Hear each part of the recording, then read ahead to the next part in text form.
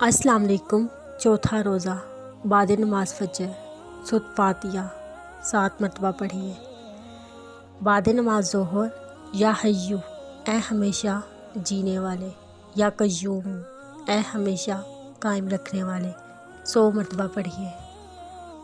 بعد نماز عصر دعائے جمیلہ 1 مرتبہ پڑھیے۔ بعد نماز مغرب یہ دعا 21 مرتبہ پڑھیے۔ رب اغفر وارحم وانت خیر الراحمین، اے میرے رب میری مغفرت فرما اور مجھ پر رحم فرما، اور تو سب سے اچھا رحم فرمانے والا ہے۔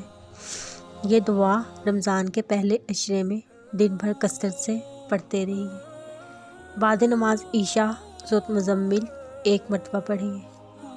کسی انسان کو دکھ دینا اتنا ہی آسان ہے جتنا کہ سمندر میں پتھر پھینکنا، مگر یہ کوئی نہیں جانتا وہ پتھر کتنی گہرائی تک گیا ہے۔ سب کو راضی رکھنا ناممکن سی بات ہے۔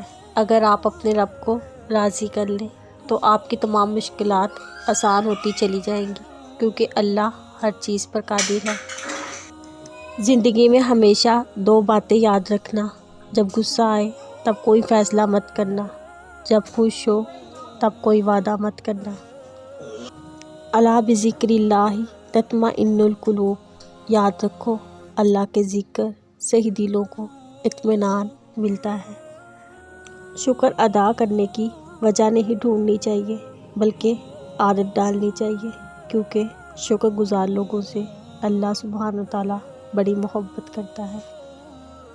اور کیا معلوم اللہ کو تمہارا صبر کرنا اتنا پسند آ جائے وہ تمہاری ہر مانگی ہوئی دعا پر کن کہہ دے۔ وَاذْكُر رَبَّكَ اِذَا نَسِيتَ، جب کچھ بھول جاؤ تو اپنے رب کو یاد کرو۔